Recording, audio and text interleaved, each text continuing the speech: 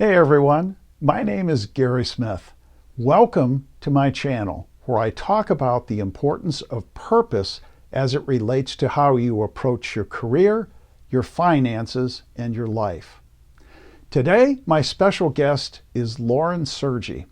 Lauren is a communications expert, and today we're going to be dealing with the topic of how to effectively communicate as a leader. Let's join the conversation right now.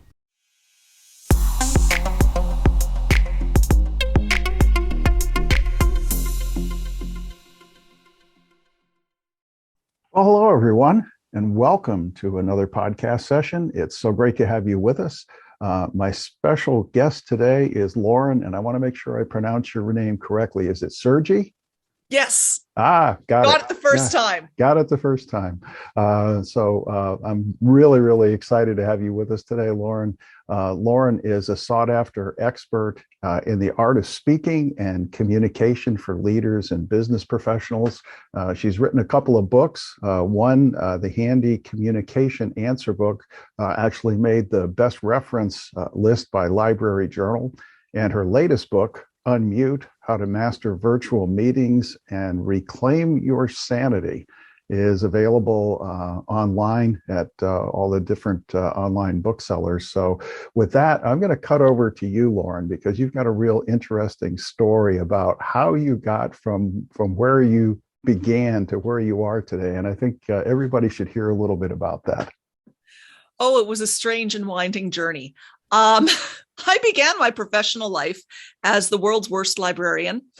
Not so much because the work of librarianship was beyond me, but because there was, let's say, a bit of a culture mismatch. I loved everything about librarianship in terms of the information access and the information behavior and anything dealing with how humans look for, find, and evaluate information. I loved. But I always worked behind the scenes. So I never worked directly with the public. And very quickly into my career as a librarian, people figured out, oh, hey, she knows how to speak. She knows how to present. She's really good at convincing people to do things, which is very useful when you have a whole lot of staff that don't want to use the various wonderful resources that you have paid very good money for. So I would get sent as a trainer, as a staff trainer, to libraries all over the province of Alberta. And that's what I was there to do. I was there to convince people who did not want me to be there, who did not want to be listening to this training, who did not want to use these various products in their libraries, that it was in their best interest to do so. And frankly, I was good at it. So what ended up happening is that people started asking me, like library directors, conference organizers, they'd say, hey, that was great presentation about databases. Never thought I would get them on board. Can you come back and teach us how to present like you? I was like, oh, well, that's an interesting twist, and one that I loved because my background before going into library school, I have a background in acting, in radio work, in performance, as well as in classical rhetoric. Thanks to my university studies. So by this point, I was giving so many presentations that I had taken all of this weird grab bag of speaking skills and communication skills that I had, and I had basically systematized it into an approach. So I was able to go in there and tell people, this is how your presentation needs to be organized. This is the different body language and communication signals that you need to work with. And it worked beautifully. And that's how my business got started. People told me they needed this. And so I thought, okay, I'll hang out my shingle. And that spun into working with executives, again, because of another weird situation. As I was working with a faculty of medicine and dentistry at a university up here in Alberta, one day my boss, I kept getting dragged into meetings with my boss and with various deans in the medical faculty. And I had no idea why he was bringing me in there. None. Because I had no power, no clout, nothing. And then one day he turned to me and said in his charmingly awkward way, Lauren, people tell you things. I don't know why they tell you things, but they do. And that's a good thing. And like, okay. And at this point, I was already dabbling with the presentation skills. And I realized, well, wait a minute, that's because the communication skills that I have are really good at encouraging collaborative communication and getting people to open up, which is something that can be taught. Mm-hmm. So that is, again, how my weird grab bag of skills developed into the business that I've now been running since 2014. That's amazing. And it's amazing how the different puzzle pieces fall into place to push you, or draw you in a certain direction. And that's a great foundation for the discussion we're going to have today, because many of the people who are listening are executives or they're small business owners. And when you're in that kind of a position, communication is everything. And for me, as you know, I do a lot of coaching in the area of purpose. And so it all starts with having a purpose. When you're communicating, especially if you're communicating a vision within your organization and you're trying to, to convey what it is that you want your business to be able to achieve to those people who are the ones who are ultimately going to be working to achieve it.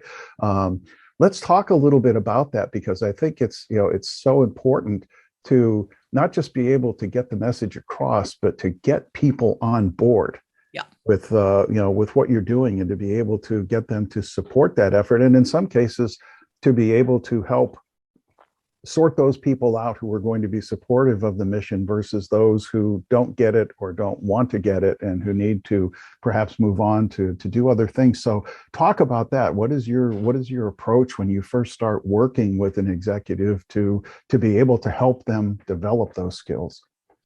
Well, with my work in executives, and first up, I love working with executives because they get why it's important. When executives come to me, there's a real urgency there, because they understand how absolutely critical the communication and the polish and the consistency in communication and all of that is to their position. So they are ready to dig in. It's usually just a matter of kind of finessing things a little bit. When people see executives, they are looking for clarity in leadership. They're looking for consistency of message, because with clarity and consistency, people can understand what's going on, what's expected of them. It brings a sense of certainty in the people that you're working with, which makes them trust your leadership even more. So we can only communicate that. We can only get that. We can only build the trust and communicate the certainty and the consistency and all of those wonderful executive characteristics. We can only do that externally. People can't read what's going on inside your head. Right. And that's where working on those, okay, how do I send signals? How do I communicate through nonverbal signals and verbal signals what it is I'm trying to convey to them? And that, again, is where that polish and where that finessing with the executives come in. An executive needs to understand their purpose. They have to have all of that mental work in terms of their purpose, their vision, what it is they're doing. That needs to be in place. Because when you're focusing on the communication skills, you don't have time to be thinking, well, is this really what my message is? Is this really what my vision is? Or is it something else? What else is going on here? You can't be wondering about the other stuff, because communication takes a great deal of focus and strategy. So you need to get in touch with that purpose first. And then you have to understand what it is the people you're working with, or the people who are seeing you, what they need from you. Because at this point, you need to flip the script. It's not actually about you. It's all about them. So when I'm working with executives, the next thing I dig in deep into is, what is the purpose of this communication? So are you giving a rousing acceptance speech for an award that you're receiving? What is the purpose of the award? Why did people pick you specifically? And why is it important that you talk to them about it? If you can identify those things, then you'll be able to pinpoint what it is you need to say and how it is you need to say it. Do you need to give a sort of state of the nation talk to a group of employees in a period of uncertainty or shakeup. Let's say that there's a takeover going on at your company, and you have to reassure them that people will make it through this so that they don't jump ship. Okay, what do they need from you in that moment? What is the purpose of this talk? Is it to give them information? Is it to reassure them? Is it to get them to toe the line? That sort of purpose has to be so clearly identified. That's what's going to inform the language that you use, the expressions, the gestures, the tone of voice, everything.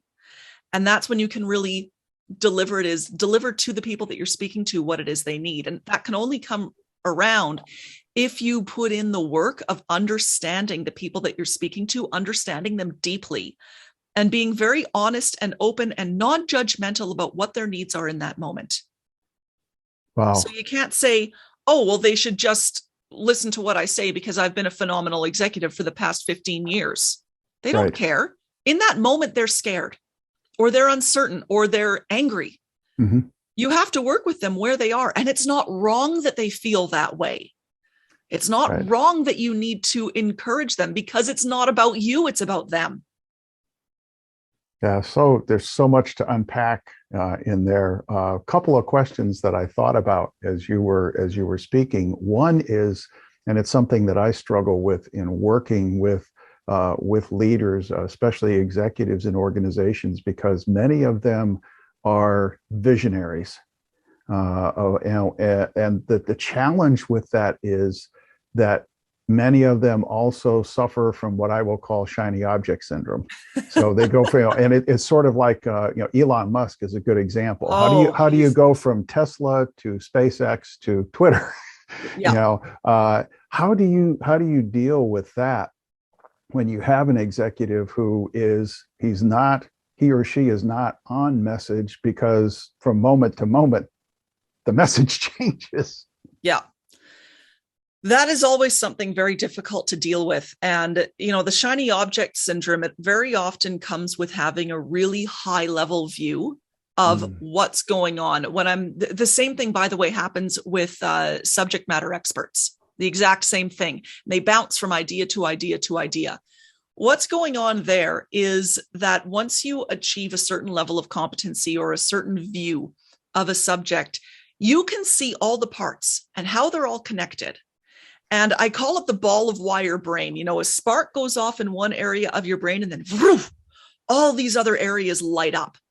It's a good thing that we have balls of wire for brain that light up like that.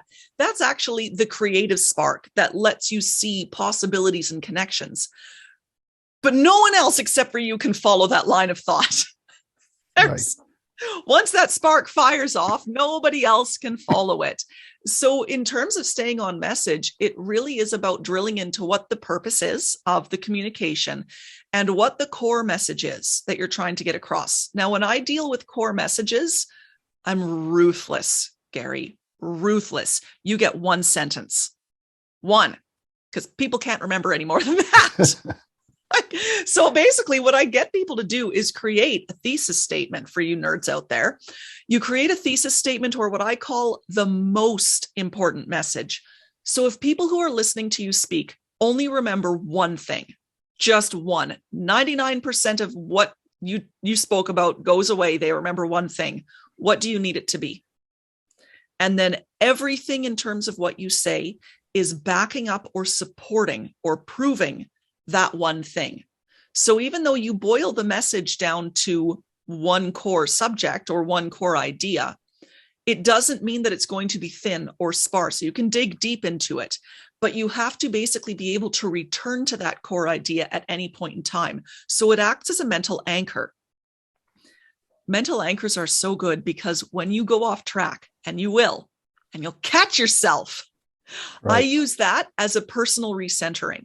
So I'll say, but remember, this is what we're talking about here. We have to know that going forward, X, Y, Z. And you repeat that core message. You're not saying it for everyone else's benefit. You're saying it for yours, to pull your brain back into focus in terms of where it is.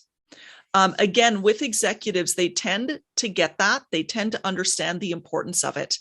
It's that they've lost the discipline of doing it, or they never developed the discipline of doing it. I don't know if Elon Musk ever had that kind of discipline in terms of sticking to one line of thinking the whole way through. So that comes down to practice. You practice recentering your mind. It's almost like in yoga, where if you lose your focus, you practice returning to the breath. Mm-hmm. And it's a matter of noticing, oh, I've gone off track. That's okay. Let's tie it back into that central message, repeat it, and carry on from there. Oh, I've done it again. That's okay. Let's bring it back to the central message. Okay, excellent. And you rinse and you wash and you repeat. Right. It's a discipline. It's a muscle. Yeah, that needs to be trained. Yep. Trained and exercised. Yep. The second question that I had was where you were talking about certainty, and I'm interested in your perspective on this, especially as it relates to the pandemic that we are just sort of hopefully finally going through. Because one of the things that I noticed is that during the pandemic, people were looking to leaders for certainty. Mm-hmm. And so much of the time I had to tell people, I can't give you certainty because none of us knows what's going to happen tomorrow.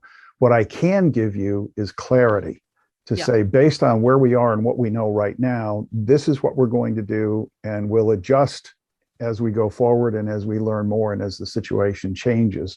How have you dealt with that, and what has the impact been to you and to your clients as a result of the pandemic?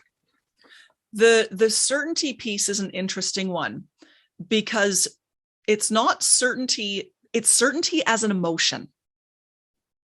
Instead of certainty as in saying this thing is going to happen or this is what you will expect 5 months down the road. Instead of certainty as a statement of something that is true, it's a feeling that you have in someone. When we're looking for certainty in our leaders, we're looking for them to have certainty in their abilities, in their lines of thought, in their decision making. We don't know what's going to happen next, but this is what we're going to do.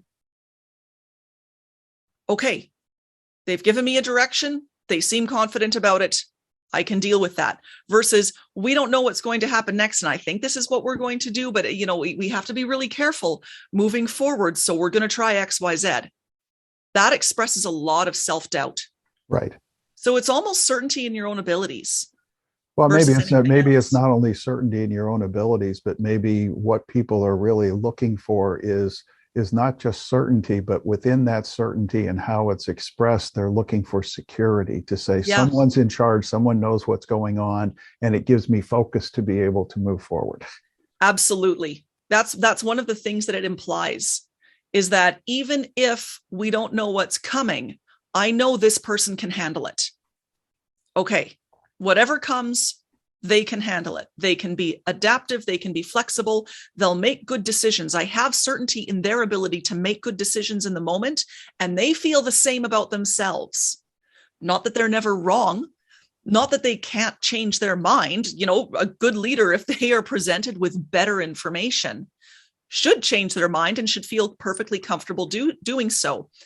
And within certainty, it's, again, that emotional core of certainty. There is also the awareness that if different information comes up, if your line of thinking is proven to be wrong, then you will change course without letting that hold you back, without letting your ego get in the way. Okay, I was wrong. That's okay. Next thing. Let's keep going. And to me, that speaks to the whole subject of honesty, transparency, and being a genuine human being. To hey, if I made a bad decision, the first thing I have to do is own it and say, okay, we decided that we were going to do this. Turned out that was not right. That's my fault. It's on me. Here's what we're going to do now, based on what we know. And I think that people respect that. In a leader, someone who is willing to step up. I'm thinking of Simon Sinek, and one of his statements is, he says, leadership sucks. And he said it sucks for two reasons. He said, number one, when everything is going well, you have to give all the credit away. And when everything is going wrong, you have to take all the responsibility. Yep. And I see leaders struggling with both of those things, where they want to keep, because of their ego, they want to keep a piece of it for themselves when things are going right, and they want to be Teflon man and not accept any of the responsibility when things go wrong. And exactly the opposite is in true leaders. They pass the credit off to the people who are really doing it, and they accept responsibility because they're the leader, and it's their responsibility to take care of things. Yep. And that action of being the Teflon man, of dodging responsibility, doesn't look good. It doesn't look good. Even if you are successfully able to foist the attention, and usually that's all you're doing is foisting attention instead of blame elsewhere, it tends to make the person who's engaging in that behavior look vulnerable. They're responding in a bad way. They're not capable of taking responsibility, or even more importantly, they're not willing to take this bad thing that happened, whether or not it was their fault, and then act on it to make it better. To a degree, people don't even care whose responsibility it is. They're looking to their leaders to make the thing better. Right. However they need to do it. Really good example of where you really see the ego getting in the way is whenever there's a scandal on a sports team. And part of this is because, of course, sports leadership is traditionally very macho, right? So they tend to get very aggressive and actively deflect. They can't be wrong, and it's the other person's fault. They get very aggressive and they deflect and tend to make a real hash of their media interviews whenever they're busy dealing with a crisis in their team or whatever it may be. And that does not inspire confidence in the leadership. Right. Versus saying, this thing happened. Here's what we're going to do about it. Oh, doesn't matter whose fault it is, but this guy's going to do something about it. And he's so totally centered in it that I believe it will happen, because that's what he's communicating to me. Yeah, and I think that's very powerful. I'll give you a quick story from my own background. A number of years ago, prior to having my own business, I was a senior leader in an organization in the technical area. So, like you, I come from technical. I'm an engineer by trade, but I was assigned to work with a brand new team of people. I was brand new to the company. Was assigned to work with a team of people who were working on a project that was extremely critical to the future of the business, and I was to lead this team. And the first team meeting we had, they were talking about who was responsible for something that in the project that got messed up. And I sat back for about 10 minutes and just listened to them trying to figure out who was responsible for what. And I finally said, guys, can I say something here? And they said, yeah, sure. And I said, well, it seems to me that you're really looking for somebody to blame for what has happened. And they said, yeah, that's exactly right. And I said, okay, I'm going to make this real easy on you. I'm the new kid on the block. I'm the leader of the team. You want somebody to blame me. Now that we've got that taken care of, here's the problem we need to solve, guys. Focus on the problem, not on the people. Don't care about who's responsible. Care about solving the problem. And we were able to move forward from that. But people get blinded to that, and they can't see that because, well, somebody has to be to blame. Why? Mm-hmm. Why? Does that help solve the problem? Even if you knew who did it, does that fix anything? No, you've just wasted a lot of emotional energy and created a lot of angst over something that has added absolutely no value. That's just it. And it takes a lot of it takes a lot of self-control. It takes a ton of confidence to be able to say, I will take whatever you need to throw my way so that we can move forward and fix the next thing. And if you are focused on the blame, on the deflection, on the clever tricks of communication that are going to shuffle things off to other people, you've lost focus. You've lost sight of your purpose, of what it is you're trying to do. Yeah, it's interesting how it all ties back to the purpose. Why am I here? What am I assigned with accomplishing? And how do I most effectively do that? And at the same time, as you have said before, develop that collaborative environment so that everyone else is getting behind me and willing to work along with me as the team. And so it really comes down, I think, in a lot of cases to the leader saying, yes, I have a leader's title, but I'm just one of the guys. Yeah. I'm here to help. I'm here to do whatever needs to be done. I'll work with the team. Yes, bottom line, I'm responsible for everything, but I'm just one of the guys. That's one of the things that has impressed me about a lot of Japanese companies. When you go in and you go into the area where the executives are, you can't tell who the CEO of the company is because he's out on the floor in a cubicle just like everybody else.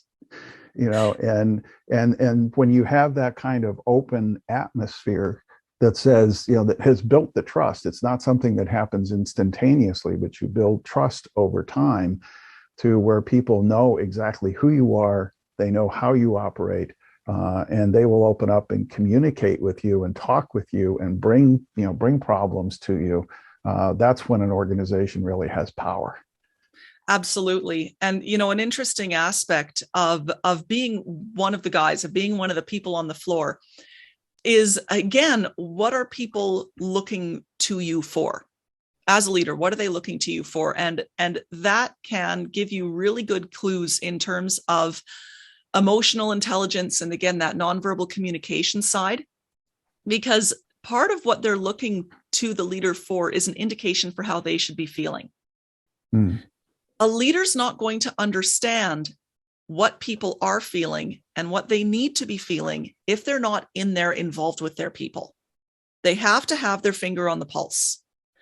And as people see them being present in different ways, and of course, it's not going to be possible for, a leader of a company of 500 people or people who are distributed across offices all over the place. It's not going to be possible for them to be on the floor all the time, but they can make an effort of showing up, of making the tour, of letting other people show them what to do and what their job is so that they do kind of become part of that on the floor culture. And that's going to help them keep their finger on the emotional pulse. And once your finger is on the emotional pulse, as I said, people are looking to you to understand how they should be reacting. So the image of the stoic leader, of the one who is unbothered by anything, who is just, straight up Mr. Spock, logical, calm, controlled, even-keeled the whole time, that isn't terribly helpful. Because humans are emotional creatures, and emotion is part of how we process information. So if you're able to determine how people need to feel in the moment, again, you can show that to them. So let's say that they need you. Something really difficult has happened. There's been an accident on the floor, or there's been some massive turnover in the company, or something profound has happened. They may very well need the leader to show sorrow or grief or sadness. And that is good that the leader shows it, because that gives permission to other people to feel it and to be with that and then to move on from it. It doesn't mean that you ever lose control of that emotion. One of my 3 C's of leadership communication is clarity, certainty, and control. And control means self-control. So you do need to learn how to show a certain amount of grief or sorrow. What's appropriate, what's too much, what's too little. Same thing with joy. Do you know when it is really good for you to get really excited and to be visibly excited over something? Laughing, shaking hands, congratulating, doing a fist pump, whatever, getting visibly excited so that everyone else understands how big this achievement is. Mm-hmm. If you don't get visibly excited, they won't be too sure just how excited they should be about it, how proud they should be of the moment. So if you stay stoic, you're actually losing an opportunity to create positive feelings among the group, to even inspire loyalty because, oh yes, we did this great thing together. How good does this feel? So you might be losing that opportunity. There might be times when you need to show that metal, that steel, a little flare of temper to demonstrate that you cannot be pushed around and that you are not going to tolerate anything less than the top performance out of the people around you. There's going to be times when you need to get up and show that. But again, it's can you remain in control of it? That self-control piece. There was a great story from Nuya Indra, who was the CEO of PepsiCo up until 2018. And she said that one of the pieces of advice that Steve Jobs gave directly to her was throw a temper tantrum every now and then, because they need to see that you're serious and that when you feel strongly about something, you feel really strongly. And she said, that's not my style. And frankly, most women cannot get away with throwing temper tantrums. So you'll be labeled as unhinged. But it very much wasn't her communication style. But she said what she did do was start expressing herself much more strongly. So if someone gave her a terrible design, let's say for an upcoming product or an upcoming campaign, if it was awful and they knew it and it was against direction, yeah, she'd give the table a good smack, look at them dead in the eye, and really let them see that she was mad in that moment. But she could always bring it back to that calm, controlled center. So having that expressive agility for an executive, that turns you into a powerhouse for communication, because you always know what emotion to tap at what time and how to show it yourself while staying in control. Yeah, it's authenticity under control. Yeah.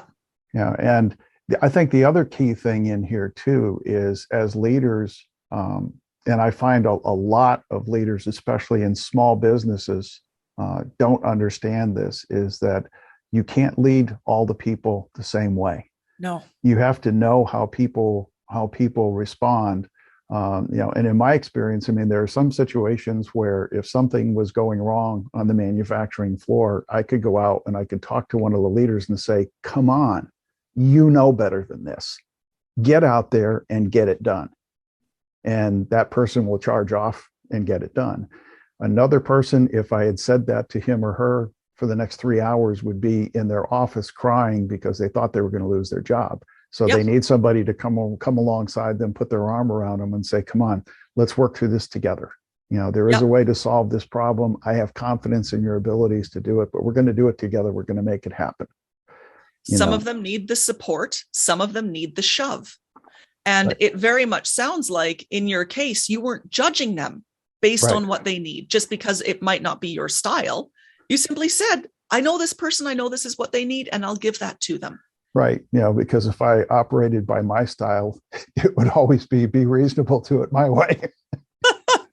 Absolutely. And that's one of the things about communication, is that you don't want to judge people excessively for their reactions and whether they're reacting in the right or the wrong way.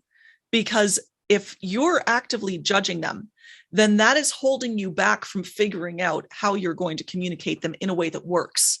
Right. I'm interested in what works, not what's right or what's wrong so much, just what works in this situation. So having that openness to different human expression and to different ways people think and people feel is part of what gives the leader that kind of agility. Yeah, and I think it comes to, how well do you know and care for the people who are in your charge? Again, going back to Simon Sinek, one of the things he talks about is that leadership is not about being in charge. It's about taking care of those in our charge. But in order to do that, you have to know the people. And the example he gives that I absolutely love is, he said, I have this guy in my organization named Harry. He's been one of our senior salespeople. He has delivered consistent performance for the last 20 years, but for the last 3 quarters, his numbers have been in the toilet.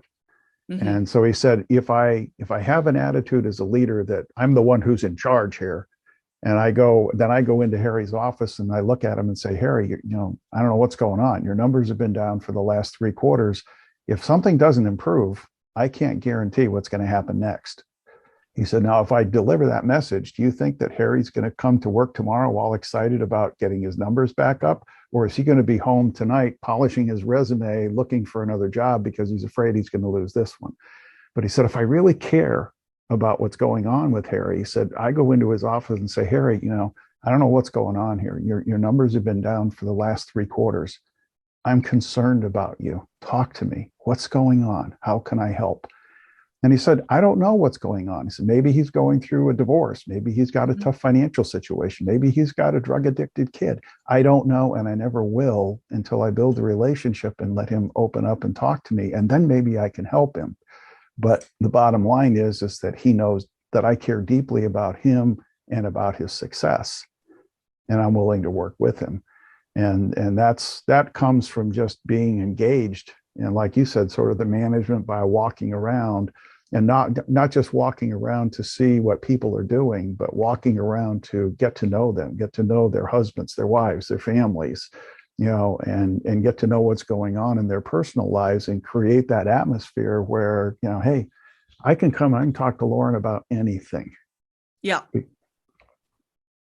And part of how you get to that point with people is you make the time to let them talk to you.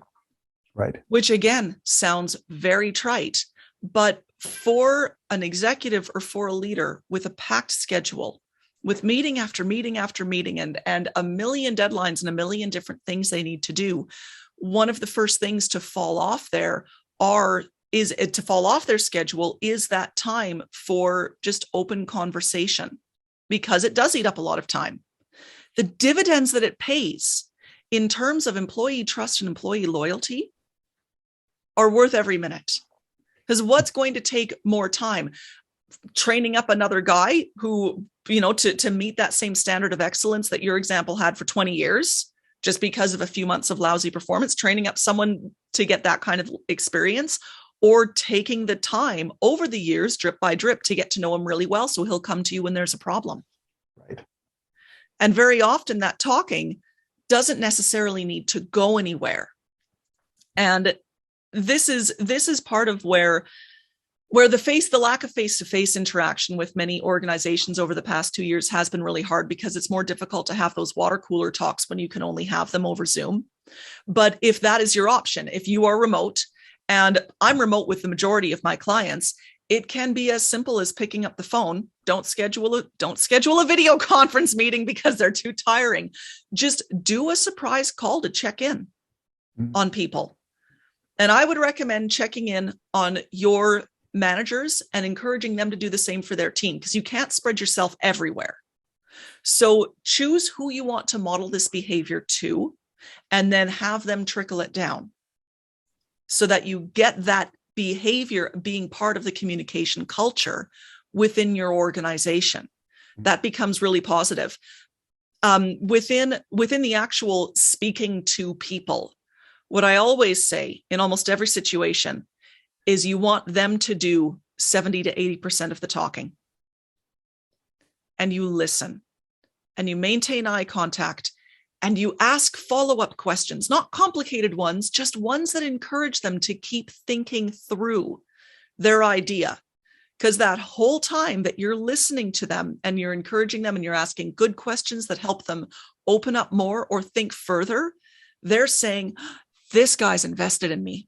Mm-hmm. He's valuing my words. He's paying attention. He's giving me time and space. He has confidence in me. I have confidence in him. It's reciprocal. Right. And then they will feel those positive things towards you and become more and more open. So it really is like an avalanche that gets going. But you open up the door and then let them do the talking. Yeah, and that's really powerful, and that's one of the things that I encounter in coaching, because so much of the time when people come and they're looking for a coach, what they're looking for is an answer man. I want to be able to come to you and say, here's my problem. You say, here's your answer. And it's like, no, that's not how coaching works. I'm not an answer man. I'm a guide. I ask lots of questions. And I guide you through the process, because ultimately you're the one who has to make the decision about how you're going to handle this situation. I just want to facilitate it so that when you make that decision, you're making the best decision and you're making the one that's right for you. And that's how effective communication works, is to help people find their way and to come to those right conclusions. And the only way you can do that is to really take the time, as you're saying, 80% of the time is listening and really figuring out and asking those not difficult, but clarifying questions to get them thinking and processing on their own and coming to better decisions. And at the same time, realizing that, hey, he's paying attention to me. He really cares about me. They really care. He wants me to succeed. And that's really, really powerful. What are the 3 words but I'm going to cut you off, because what are the 3 words that a manager can use to say, I love you to their employees? Tell me more. Okay. Tell me more. Tell me more. That's like saying I love you for leaders. And they'll say that back to you. They'll think that back to you because you're listening. Yeah. Yeah. That's powerful. That's a great way to close our time together today. I could go on talking to you for it'd be a terrible way, because if you said, tell me more, I would. Oh, and then we'd never stop. That's true. Well, as we close down today, Lauren, tell people where they can connect with you, because after all, it's not just about sharing value, but it's getting people to connect with you and who you are and what you do. Absolutely. Easiest way to find me is to head over to my website at laurensergy.com. It's spelled LAURENSERGY.com. I am active on LinkedIn. That is a great way of getting a hold of me. I have a load of videos and content on just about everything communication related you can imagine on my YouTube channel. So for both LinkedIn and YouTube, just search my name. I will be the first result that comes up. Hooray. Took a lot of content to get there, but there we go. And feel free to email me or reach out at any time, Lauren@laurensergy.com. Excellent. Well, Lauren, thank you so much for taking the time today. This has been a wonderful conversation. I hope we have an opportunity to do lots more. Absolutely. Thank you so much, Gary. All right. That's all for today. If you found this video to be insightful, be sure to hit that like button. And if you want more content that will educate you about how to design a more fulfilling life, be sure to subscribe to my channel. I look forward to seeing you in the next video.